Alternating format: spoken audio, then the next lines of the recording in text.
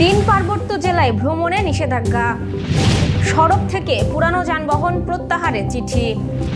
3 মাসের মধ্যে শেষ হবে পুলিশের সংস্কার কাজ।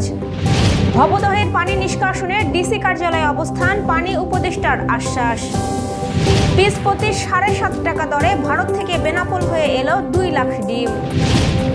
মধ্যপ্রাচ্যে প্রথম ক্যাসিনো অনুমোদন দিল আরব আমিরাত।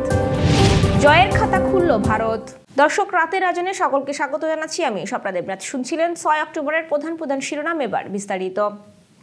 চট্টগ্রামের 3 পার্বত্য জেলা রাঙামাটি, বান্দরবান ও খাগড়াছড়িতে আগামী 8 অক্টোবর থেকে 31 অক্টোবর পর্যন্ত 23 দিন পর্যটকদের ভ্রমণ থেকে বিরত থাকতে অনুরোধ জানিয়েছে স্থানীয় প্রশাসন। রোববার বিকেলে খাগড়াছড়ি জেলা প্রশাসক শহীদুজ্জামান বিষয়টি নিশ্চিত করেন। জেলা প্রশাসক বিশেষ কোনো কারণ উল্লেখ না করলেও একাধিক সূত্র জানাচ্ছে, সম্প্রতি রাঙামাটি ও খাগড়াছড়িতে সংঘটিত সহিংসতার ঘটনায় থমথমে পরিস্থিতি বিরাজ করছে। বিদ্যমান পরিস্থিতিতে পার্বত্য চট্টগ্রামে বেড়াতে আসা পর্যটকদের নিরাপত্তার কথা বিবেচনা করে এমন সিদ্ধান্ত নেওয়া হয়েছে।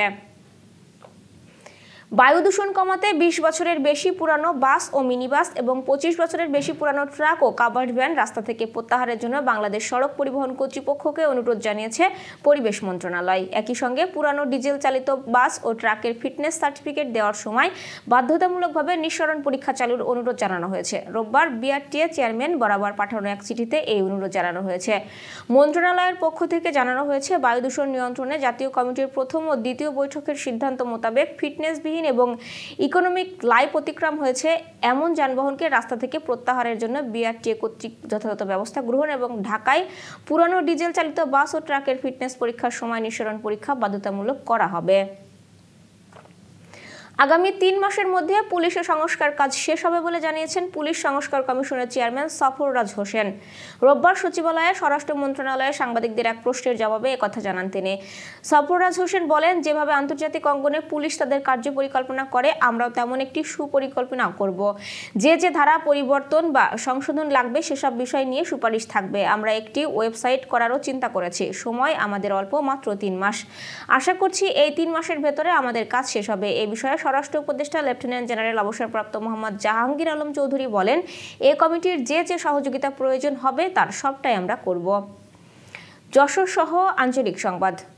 পানি সরাও মানুষ বাঁচাও স্লোগানে যশোরের জলাবদ্ধ ভবদহ অঞ্চলের নারী পুরুষ জেলা প্রশাসকের কার্যালয়ের সামনে অবস্থান কর্মসূচি পালন করেছেন। ভবদহ পানি নিষ্কাশন সংগ্রাম কমিটির আহ্বানে দুপুর 12টা থেকে 2 ঘন্টা তারা অবস্থান কর্মসূচি পালন করেন। কর্মসূচি থেকে জলাবদ্ধ এলাকায় দ্রুত পানি নিষ্কাশন, জলাবদ্ধতার সমস্যা সমাধানে বিল কপালিয়া সহ বিলে বিলে TRM টাইডাল রিভার ম্যানেজমেন্ট চালু সহ 5 দফা দাবি জানানো হয়। কর্মসূচিতে অন্তর্বর্তীকালীন সরকারের পরিবেশ, বন ও জলবায়ু পরিবর্তন মন্ত্রণালয় এবং পানি সম্পদ মন্ত্রণালয়ের উপদেষ্টা সৈয়দা রিজওয়ানা হাসান ভার্চুয়ালি যুক্ত হয়ে ভবদহ অঞ্চল পরিদর্শন করে সমস্যা সমাধানের প্রয়োজনীয় ব্যবস্থা নেওয়ার আশ্বাস দেন। পরে বেলা 1:30টার দিকে সেখানে আসেন ডিসি আজাহরুল ইসলাম। এরপর তার হাতে স্মারকলিপি তুলে দেন সংগ্রাম কমিটির প্রধান উপদেষ্টা ইকবাল কবির জাহিদ। ডিসি জলাবদ্ধ মানুষের দাবির সঙ্গে একাত্মতা প্রকাশ করে সমস্যার স্থায়ী সমাধানের আশ্বাস দেন। বাজারের ডিমের মূল্যবৃদ্ধি ঠেকাতে যশোরের বেনাপোল স্থলবন্দর দিয়ে ভারত থেকে আমদানি করা 2,31,840 পিস ডিম দেশে এসেছে। 50 লাখ ডিম আমদানির সরকারি ঘোষণার পরিপ্রেক্ষিতে তৃতীয় চালান এসেছে মুরগির এই ডিম। ডিম আমদানির এই চুক্তি হয়েছিল আওয়ামী লীগ সরকারের আমলে। তখন 50 লাখ ডিম আমদানির ঘোষণা দেওয়া হয়। এর পরিপ্রেক্ষিতে গত বছরের 5 নভেম্বর প্রথম চালানে 61,950টি ডিম আমদানি করা হয়। এর দ্বিতীয় চালান 2,31,840 পিস ডিম আসে গত 9 সেপ্টেম্বর।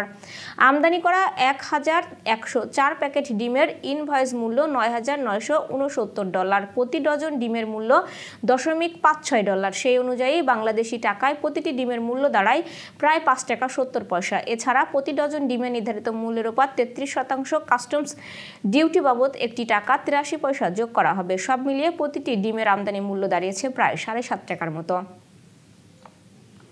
প্রতিষ্ঠানের স্বাভাবিক পরিবেশ ফিরিয়ে আনতে চিফ ইন্সপেক্টর শরীফুল ইসলামের বদলি কার্যকরের দাবিতে কলেজ ক্যাম্পাসে অবস্থান ও বিক্ষোভ কর্মসূচি পালন করেছে যশোর পলিটেকনিকের শিক্ষার্থীরা। রোববার সকালে এই কর্মসূচি অনুষ্ঠিত হয়। তাদের দাবি, গত 22 আগস্ট শিক্ষার্থীদের উত্থাপিত বিভিন্ন অভিযোগের দায়ে চিফ ইন্সপেক্টর শরীফুল ইসলাম পদত্যাগ করেন। পরে অধিদপ্তর ও প্রশাসন বরাবর স্মারকলিপি দিলেও এ ব্যাপারে কোনো ব্যবস্থা গ্রহণ করেনি সংশ্লিষ্টরা। বাংলাদেশ জামায়াত ইসলামী যশোর শহর সাংগঠনিক জেলার সদর থানার উদ্যোগে ছাত্র জনতার সমাবেশ অনুষ্ঠিত হয়েছে। রোববার বিকেলে শহরের খাজুরা বাস স্ট্যান্ড মোড়ে এই সমাবেশ অনুষ্ঠিত হয়। অনুষ্ঠানে প্রধান অতিথি ছিলেন জামায়াত ইসলামী যশোর শহর সাংগঠনিক জেলার আমির অধ্যাপক গোলাম রসুল।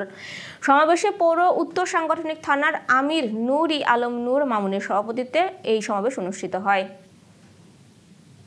আন্তর্জাতিক সংবাদ।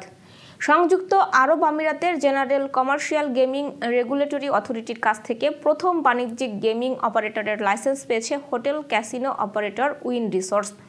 আরব আমিরাতের তথা মধ্যপ্রাচ্যের প্রথম ক্যাসিনো স্থাপনের অনুমতি পাওয়ার লস ভেগাস ভিত্তিক এই ক্যাসিনো প্রতিষ্ঠানটি দেশটির রাস আল খাইমার উইন আল মারজান দ্বীপের একটি বিলাসবহুল রিসোর্ট নির্মাণ করছে। সেখানেই ক্যাসিনো স্থাপন করা হবে।